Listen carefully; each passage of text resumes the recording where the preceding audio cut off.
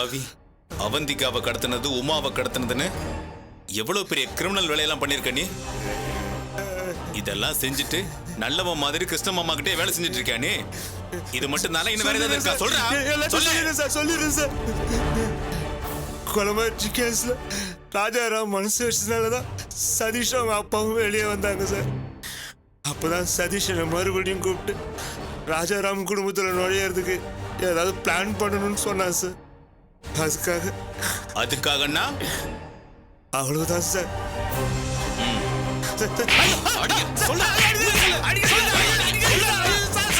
எல்லாத்தையும் சொல்லிடுறேன் சார். அடிக்காதீங்க சார். சொல்லிடுறேன் சார். எல்லாத்தையும் சொல்லிடுறேன் சார். யோசிக்க கூடாது, யோசிக்காம உண்மையை சொல்லணும். சொல்றியா? சொல்லிடுறேன் சார். அதுக்காக தான் அந்த ராஜாராம் ஃபேக்டரியில தீ விபத்து ஏற்படுற மாதிரி ஒரு ஆக்சிடென்ட் கிரியேட் பண்ண சொன்னான் சார். என்னது? அப்ப ராஜாராம் ஃபேக்டரியில் நடந்தது ஆக்சிடென்ட் இல்லையா? இல்ல சார். ஃபேக்டரி எரிஞ்சா ராஜாராம் கல்யாண நேரத்துல பெரிய நஷ்டம் ஏற்பட்ட அதை வச்சு அந்த குடும்பத்தோட நெருங்கலான்னு சதீஷ் திட்டம் போட்டான் சார். நானும் ஃபேக்டரியில ஃபயர் ஆக்சிடென்ட் மாதிரி செட்டப் பண்ணி எரிய வச்சுட்டேன் சார். அவன் நினைச்ச மாதிரி நைஸா பணத்தை கொடுத்து அவர் குடும்பத்தோட நெருங்கிட்டான் சார். விட்டா இன்டர்நேஷனல் ரேஞ்சில் சதி பண்ணிருப்ப போல இருக்கு. பிரபுமணி சார், அந்த ராஜாராம் ஃபேக்டரி கேஸ் இருக்குல்ல, இவன் மேல தனியா சார்ஜ் ஷீட் ஃபைல் பண்ணி அதுல இவனை சேர்க்கணும். மறந்துடாதீங்க. சரிங்க சார். அந்த லிமிட் ஸ்டேஷனுக்கு இன்ஃபார்ம் பண்ணிடுங்க. அப்பதான் இன்சூரன்ஸ் கம்பெனிக்கும் தகவல் சொல்ல முடியும். Okay sir. சரி, அதுக்கப்புறம் என்ன நடந்துச்சு சொல்லு. அதுக்கப்புறம் பூமிகா கழுத்துல தாலி கட்டுறதுக்கு சதீஷ் பிளான் பண்ணான் சார். அதுக்கு என்னையும் கூப்பிட்டு சேர்த்துக்கிட்டான் சார். அவன் என்னென்ன பண்ணான்னு எனக்கு தெரியாது சார். ஆனால் ஏதோ சொல்லி சரௌண்ட்ல மிரட்டிட்டு இருந்தான் சார். அவன் என்ன சொல்லி மிரட்டினு உண்மையிலே எனக்கு எதுவும் தெரியாது சார். அப்போ அந்த மண்டபத்துல நீ 4 பேரோட அலைஞ்சியாது? அவங்க எல்லாம் என்னுடைய ஆளுங்க தான் சார். சதீஷோட திட்டப்படி சரவணனை கடத்தது நான் தான் சார் கூப்பிட்டு வந்தேன். அவனுக்கு தான் சார் சரவணனை கடத்துனானுங்க. எவ்வளவு பெரிய தில்லா லங்கடிடா நீ. அப்பவே உன்னை இப்படி தனியா வச்சு கவனிச்சிருந்தா நீ என்னை ஏமாத்திருக்க மாட்ட. சரி சொல்லு, சதீஷ் எப்படி கொன்ன? சார் இல்ல சார், சதீஷ் நான் கொல்ல சார். என்னடா சாரு மோரன், எப்படிடா கொன்ன சொல்லு. நான் கொல்லல சார். உனக்கும் அவனுக்கு இந்த வேலையை செஞ்சதுல கொடுக்கல் வாங்கல பிரச்சனை இருக்கு. அதனாலதான் கொலைப்பள்ளியை தூக்கி கிறிஸ்து ஃபேமிலி மேல போட்டிருக்காதானே? இல்ல சார், சத்தியமா இல்ல சார். போய் சொன்ன உன கொன்னே போடுறேன். சமீபத்தில் நடந்த எல்லா கொலையும் கொடுக்கல் வாங்கல தான் நடந்திருக்கு. நீயும் அப்படிதான் செஞ்சிருக்க. சத்தியமா எனக்கு தெரியாது சார். சத்தியமா தெரியாது. சதீஷ் கொடுக்கல் வாங்க ரொம்ப கரெக்டானவன் சார். 1000 ரூபாய் கேட்டா 5000 ரூபாய் கொடுப்பான். 10,000 ரூபாய் கேட்டா 1,00,000 ரூபாய் கொடுப்பான் சார். அதெல்லாம் ரொம்ப கரெக்டா இருப்பான் சார். நிச்சயமா எனக்கு இதுக்கு எந்த சம்மந்தம் இல்லைன்னு விட்டுருங்க சார். அப்போ உண்மையா நடந்தது என்ன அதை சொல்லு. சரவணனை சதீஷ் மிரட்டிக்கிட்டே இருந்தான் சார். ஒரு கட்டத்துல பிரபா மூலியமா அவன் உங்ககிட்ட சொன்னதை கவனிச்சிட்டான் சார். இதுக்கு மேல சரவணனை கான்டாக்ட் பண்ண ஆபத்துன்னு செல்போன்ல இருக்கிற சிம்ம கட்டி வேற ஒரு மொபைல்ல போட்டு வெளியூர் போற லாரியில போட்டு அனுப்பிச்சிட்டான் சார். ஓஹோ, அதனாலதான் அந்த நம்பர் பூனே மகாராஷ்டிரான்னு காட்டிச்சா? ஒரு கட்டத்துல மாப்பிள்ளையும் கடத்திட்டோம் சார். அதுக்கப்புறம் என்ன செய்யலாம்னு கேட்க தேடினா சதீஷ் ஆளை காணாம் சார்.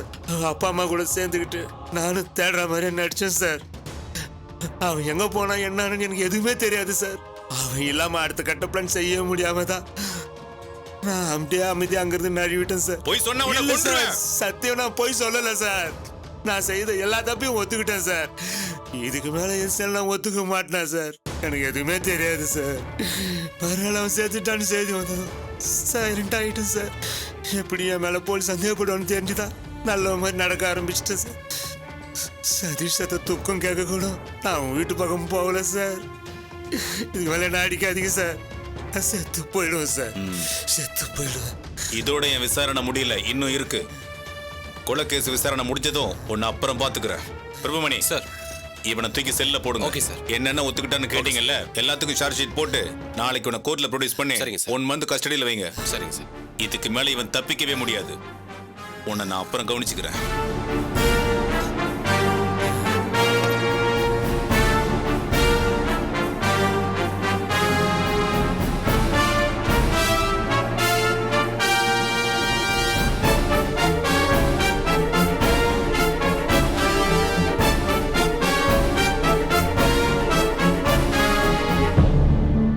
என்ன சார் யோசிக்கிறீங்க?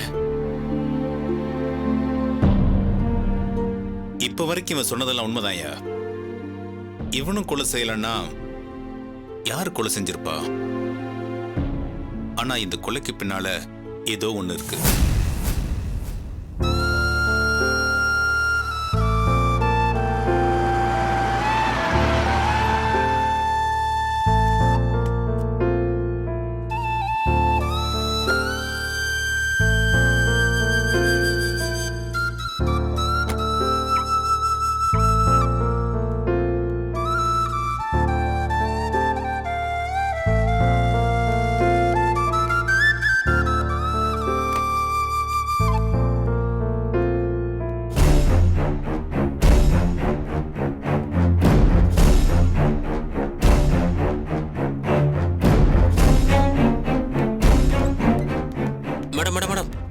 கொஞ்சம் பிஸியா இருக்காரு மேடம்.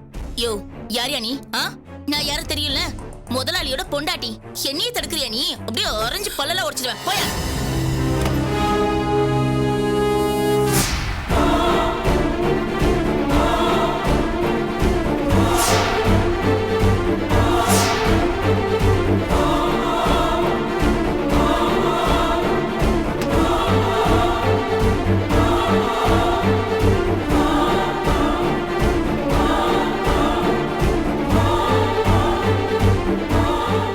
எதுக்குடி இங்க வந்த?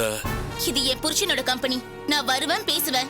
எனக்கு அதுக்கு உரிமைதான் இல்லையா, உறவுதான் இல்லையா? வெளியில போடி. எதுக்கு இப்ப ரொம்ப ஓவரா பிக பண்ற? ஆமா, நான் தப்பு தான் பண்ணிட்டேன், ஒத்துக்கிறேன். ஆனா இது வரைக்கும் நான் அதை தப்புன்னு நினைக்கல. ஆனா இப்ப அதை தப்புன்னு நினைக்கிறேன், ஒத்துக்கிறேன். போதுமா? உனக்கு இதை விட வேற என்ன வேணும்? ஏன் என் கூட பேசவே மாட்டேங்கிற நட்ராஜ்? என்கிட்ட எதுவும் பேச வேண்டாம்.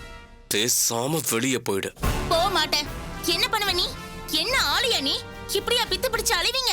குழந்தை குழந்தைன்னு என்னமோ நான் 100 பேரை நிக்க வச்சு சுட்டு கொன்னா மாதிரி பேசிட்டு இருக்கீங்க. இப்ப என்னதான் வேணும்? குழந்தை தானே வேணும். நான் ஓகே, ரெடி. இன்னையில இருந்து குடும்பம் நடத்தி மாசத்துக்கு ஒரு குழந்தை பெத்து தரேன். போதுமா? 10 பிள்ளை பெத்து தரேன். சந்தோஷமா வச்சு குடும்பம் நடத்துறியா? வாயா. ஏய், உன்னை எனக்கு பார்க்கவும் பிடிக்கல, பேசவும் பிடிக்கல. பேசாம இங்க இருந்து வெளியே போயிடு. போக மாட்டேன். என்ன பண்ணுவ நீ? என்னோட ஜுஜிலி பாப்பா கிட்ட நான் பேசுவேன், சண்டை போடுவேன். எல்லா உரிமையும் எனக்கு இருக்கு. என் செல்ல குட்டி, என் பட்டு குட்டி.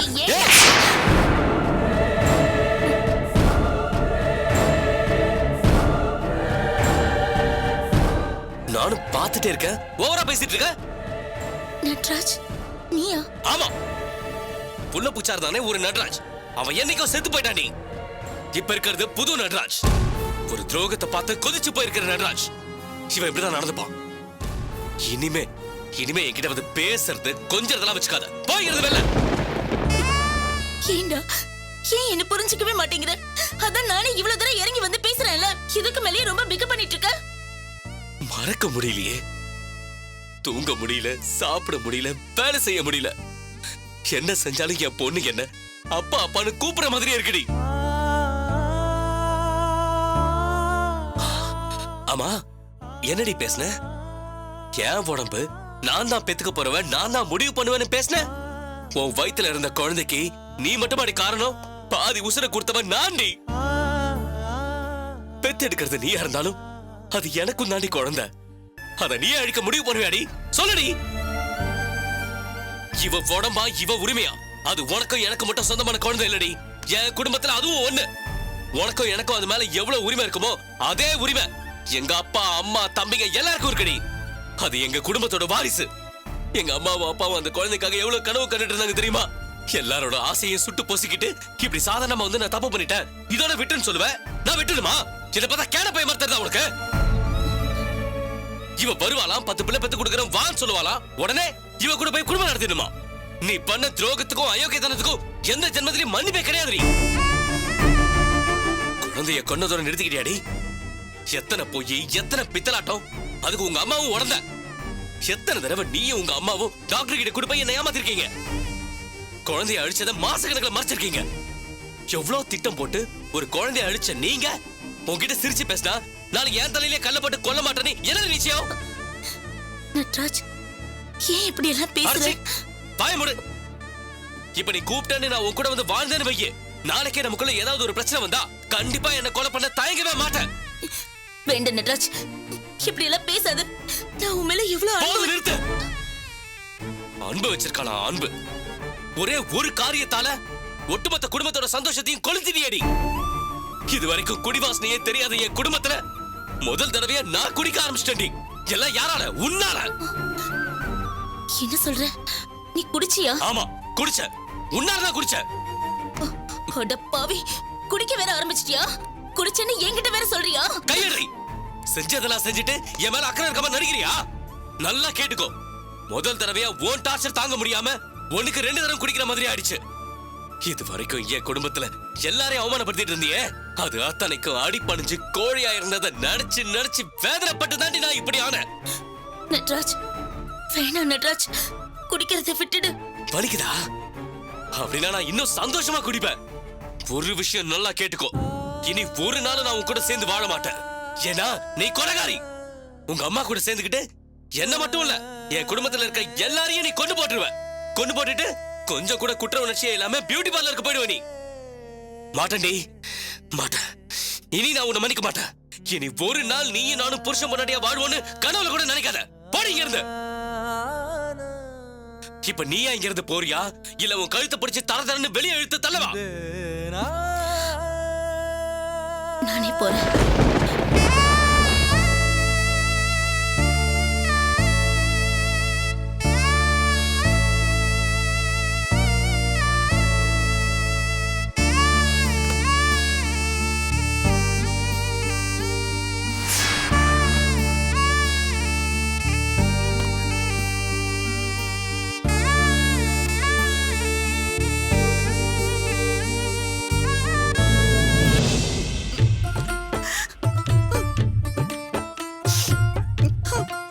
என் பிள்ளைக்கு வேலைக்கு ஒழுங்கா சோறு கீறு போட்டாங்களான்னு கூட அதெல்லாம் தெரியல. போடுவாங்க அத்தை. இப்பதான் ஜெயில வாரத்துக்கு ஒரு தடவை சிக்கன் போடுறாங்களே.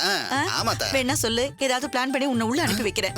என் பையனுக்கு பேச்சு துணைக்கு ஆள் கிடைச்ச மாதிரி இருக்கும், உனக்கும் ஜெயில் சாப்பாடு எப்படி இருக்கும்னு ருசி பார்த்த மாதிரி இருக்கும். அத்தை, நான் உள்ள போனா நீங்க உள்ள போன மாதிரி உங்க பையன் அடி தாங்குவான், என் பாடி தாங்குமா? கம்ப வாங்கினாலும் எல்லா மேட்டரையும் படபடன்னு உளறிடுவேன். பரவாயில்லையா? அம்மா ஈஸ்வரியம்மா, உங்க பையன் வந்துட்டாரு. 5 நிமிஷம் தான் டைம், பார்த்து பேசிட்டு போங்க. ஆமா, இத வேற ஒவ்வொரு வாட்டி வரும்போதெல்லாம் சொல்லிக்கிட்டே இரு. எங்க அத்தை 2 நிமிஷம் பேசினாலும் சும்மா நச்சுன்னு வாய் மூடி, பேசுவாங்க. வாய். கண்ணா, ஐயோ கண்ணா, கண்ணா. கண்ணா, எப்படிடா இருக்க? இப்படி அழிச்சு போயிட்டியேடா. ஏத்த, உங்க கண்ணுக்கு ஏதாவது ப்ராப்ளமா? மாப்பிள 50 கிராம் கூட குறைஞ்ச மாதிரி தெரியல, இழைச்சு போயிட்டாரு சொல்றீங்க? யோ, அடங்க மாட்டியா நீ? அம்மா, எதுக்குமா இந்த இம்சை கூட்டிட்டு வந்த? ஏன் மாப்பிள, நான் உன் மாமா இல்ல? எனக்கும் மேல பாசம் இருக்காது? ஆமா, பாசம் வச்சுட்டாலும் வாயை மூடிட்டு சும்மா இரு. இந்த ஆள் கடக்குறாரு, விடுற. இப்போ நம்ம சுபுவை தூக்கி உள்ள வச்சுட்டாங்கடா, அத சொல்லதான் வந்தேன். என்னம்மா சொல்ற? அவன் எப்படி மாட்டினா? சும்மா விசாரிக்கணும்னு தான் கூட்டிட்டு போனாங்களாம். அப்படியே புடிச்சு உள்ள வச்சுட்டாங்களாம். நம்மளையும் ஏதாவது இழுத்து விட்டுருவானோன்னு பயமா இருக்குடா. அவன் சாதாரண ஆள் இல்லம்மா, எந்த விஷயத்தையும் சொல்லவே மாட்டான். ஆமா, போனதோட என்ன வெளியே எடுத்துட்டு இருந்தாலும் சொல்லிட்டு போனேன், என்னாச்சு? எங்கடா வெளிப்படையா ஒரு லாயரை பிடிப்போம், உனக்கு ஜாமீன் கிடைக்குமான்னு கேப்போனா எங்க முடியுது? உங்க அப்பா என்னடானா வீட்டுல புடிச்சு வச்ச பிள்ளையர் மாதிரி உட்காந்துக்கிட்டு உசுர வாங்குறாரு. இப்ப கூட பாரு, அவருக்கு தெரியாம தான் உன்னை பார்க்க வந்தேன். அது மட்டுமா மாப்பிள, உங்க சித்தப்பா வேற இன்னொரு பக்கம் எங்க பின்னாடி மோப்பம் முடிச்சு அலைஞ்சுக்கிட்டே இருக்காரு. அது வேற பயமா இருக்குல்ல?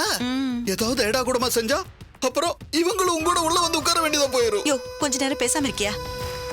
கண்ணா, இப்போ உன்னை எப்படி வெளியில எடுக்கிறதுன்னு தெரியாம அம்மா முழிச்சுக்கிட்டு இருக்கேன்டா. ஏதாவது வழி இருந்தா சொல்லுடா. எனக்கு தெரிஞ்சு இவங்க சித்தப்பா இருக்கிற வேகத்தை பார்த்தா மாப்பிள சோபரேறி குதிச்சு கூட தப்பிக்க முடியாது போல் இருக்கு. இவன் கிடக்காம விடுமா? அம்மா, இப்படியே யோசனை பண்ணிட்டு இருந்தேன்னா எதுவுமே செய்ய முடியாது. சித்தப்பா நம்மள கைவிட்டா என்ன? புது டிசிபியை பாரு. என்னடா சொல்ற? அம்மா, அந்த ஆளை விட்டா நமக்கு வேற வாய்ப்பே இல்லம்மா. இந்த டிசிபிக்கு இப்ப என்ன வேணும்? உமா குடும்பத்துல யாராவது ஒருத்தரை அரெஸ்ட் பண்ணி உள்ள வைக்கணும், அவ்வளவுதானே? ஆமாண்டா. அவருக்கு சாதகமா நீ என்ன சொன்னாலும் அந்த ஆளு சந்தோஷப்படுவாரு. உனக்கு தெரிஞ்சது அந்த ஆள்கிட்ட சொல்லி பேரம் பேசிடு. ஆனா எனக்கு என்ன விஷயம் தெரியும்? அதுலயும் அந்த ஆள் கண்டுபிடிக்காத விஷயம் எனக்கு என்ன தெரிய போகுது சொல்லு. ஐயோ கடவுளே, சில நேரத்துல நீ லூசு முறையே நடந்துக்கிறமா. உனக்கு எவ்வளவு விஷயம் தெரியுங்கிறது உனக்கே தெரிய மாட்டேங்குது. அத்தை எப்பவும் லூஸ் மாதிரி தான் நடந்துக்குவாங்க. யோ, பாவம், அத்தைக்கு என்ன தெரியும் மாப்பிள? வாய் முட்டு சுமாரியா? அம்மா, நான் சொல்ற மாதிரி கேளு. நான் சொல்றத அப்படியே போய் அந்த டிசிபி கிட்ட சொல்லு. அந்த ஆளு நிச்சயமா என்ன வெளியே கொண்டு வரதுக்கு ஹெல்ப் பண்ணுவாருமா. காது கொடு. வாமா.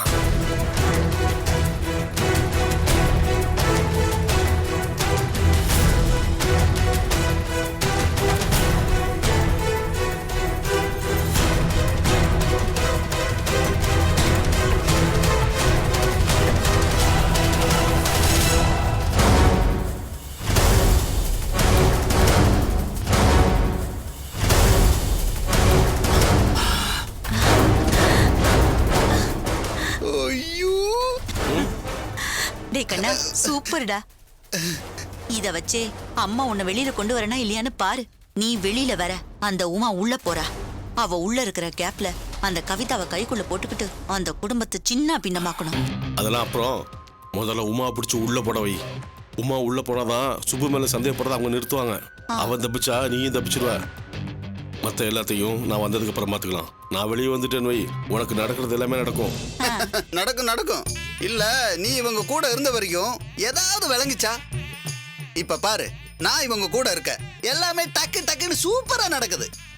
அந்த அவந்திகா வீட்டை விட்டு போயிட்டா, நடராஜ் வேற குடிகாரன் ஆயிட்டா. இப்போ உமா உள்ள புடிச்சு போட ஏற்பாடு நடக்குது. இவ்வளோ ஏன் உன்னை உள்ள புடிச்சு போடுறதுக்கு நான் தான் ஹெல்ப் பண்ணியிருக்கேன். யோ, ஐயோ, நானா தான் வளரிட்டனா? போதும் உன் பெருமையில கொஞ்ச நேரம் நிப்பாட்டு. அம்மா இந்த ஆளை விடுமா, நீ டிசிபி போய் பாரு, சக்ஸஸ்ஃபுல்லாக என்னை வெளியிடு. அம்மா உள்ள எனக்கு பயங்கரமா போர் அடிக்குதுமா. ஆமா ஆமா, உள்ள கெடுக்கிறதுக்கு எந்த குடும்பமும் இல்லையே, அப்ப போர் அடிக்க தான் செய்யும். வாயில குச்சிடுவேன். ஏதாவது செய்வன செஞ்சு தயவு செஞ்சு இந்த ஆளோட வாயடமா, ரொம்ப பேசுறாமா. மாப்ள, ஆனாலும் இப்படி ஈவரக்கம் எல்லாம் பேசாத மாப்ள. இப்ப நீ வெளியே வரணும், அவ்வளவுதானே? என்கிட்ட விட்டு நான் பாத்துக்கிறேன். ஆமா, கிழிச்ச. கண்ணா, நீ தைரியமா இருடா. இந்த தடவை அம்மா உன்னை கட்டாயம் வெளியில எடுத்துறேன். தயவு செஞ்சுமா, இங்க கொசு கடி மூட்டை பூச்செல்லாம் கண்ணா பின்னான்னு கடிக்குதுமா. ஆனா சாப்பாடு மட்டும் சூப்பரா போடுறாங்க மாதிரி தெரியுது. அம்மா சித்தப்பட்டு சொல்லி இந்த ஆளை என்கவுண்டர் போட சொல்லுமா. கோச்சுக்கா மாப்ள. டைம் ஆயிடுச்சு, பேசுறது போது கிளம்புங்கம்மா. ஏம்பா போப்பா. போ வரேன்.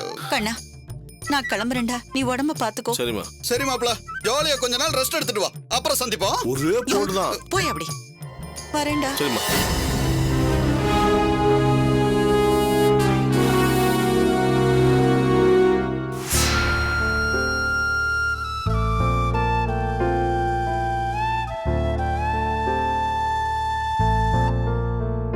மாமா, விடாம துருவி துருவி கேட்டுட்டே இருந்தாங்க மாமா. தெரியாம தான் கேக்குறேன். மாமியார் மருமக சந்தோஷமா சிரிச்சு பேசினா தப்பா? அது என்ன அவங்க சிபிஐ மாதிரி விசாரிக்கிறாங்க? அவளுக்கு என்ன ஆச்சுன்னே தெரியலங்க. திடீர்னு இப்படி வித்தியாசமா நடந்துக்கிறா. இல்லம்மா, ஈஸ்வரி ரொம்ப நல்லவ, நம்ம குடும்பத்து மேல ரொம்ப அக்கறை உள்ளவ. அதனால தற்செயலா ஏதாவது கேட்டிருப்பா, அது உங்க மனசுக்கு தப்பா பட்டிருக்கு, அவ்வளவுதான். இன்னைக்குன்னு இல்ல மாமா, கொஞ்ச நாள் முன்னாடி நடந்ததெல்லாம் யோசிச்சு பாருங்க. எங்களுக்கு தெரியாம எங்க முடிய போலீஸ் கிட்ட எடுத்துட்டு போய் கொடுத்தது, அக்கா விஷயத்த நட்ராஜ் மாமா கிட்ட போட்டு கொடுத்தது, இதெல்லாம் நம்ம குடும்பத்து மேல அக்கறை இருக்கிறவங்க செய்யற வேலையா? அதான் அம்மா, நான் திரும்ப திரும்ப சொல்றேன், ஈஸ்வரி அப்படிப்பட்ட ஆள் கிடையாது. ஆமா, கொஞ்சம் துருதுருன்னு பேசுவா, பிளஸ் அந்த பொறுமையை எடுக்கிற குணம் கொஞ்சம் இருக்கு, அவ்வளவுதான். அவ மனசுல வேற எதுவும் கிடையாது. அது எப்படி மாமா? போலீஸ் கிட்ட எங்களை சிக்க வைக்க பார்த்ததெல்லாம் நம்ம குடும்பத்தை வாழ வைக்கிறவங்க செய்யற வேலையா? அம்மா, அவ தான் ஏற்கனவே சொல்லிட்டால, நீங்களா இருக்க கூடாதுன்னு தான் அந்த முடியை எடுத்து கொண்டு போய் கொடுத்தேன்னு. அவ சொன்ன காரணம் நியாயம் தானே? என்னவுமா? அது கரெக்ட் தாங்க. இருந்தாலும் ஒரு தாய் வைத்து பிள்ளைங்க மாதிரி பழகணும். ஏன் கஷ்டத்துக்கு அவ ஆறுதல் சொல்லுவா, அவ கஷ்டத்துக்கு நான் ஆறுதல் சொல்லிருக்கேன். ஆனா சமீப காலமா அவ மாறிட்டாளோன்னு தோணுது. தப்பு உமா, தப்பு. ஃப்ரெண்ட பத்தி அப்படி பேசவே கூடாது. நான் எப்பாவது ஐயாவை பத்தி அப்படி பேசிருக்கேனா? அப்படி பேசியிருந்தா இவ்வளவு வருஷமா இருக்கிற ஃப்ரெண்ட்ஷிப்புக்கு என்ன அர்த்தம்? நம்ம அப்படி பேசவே கூடாது, புரியுதா? நீங்க சொல்றதும் சரிதான். இருந்தாலும்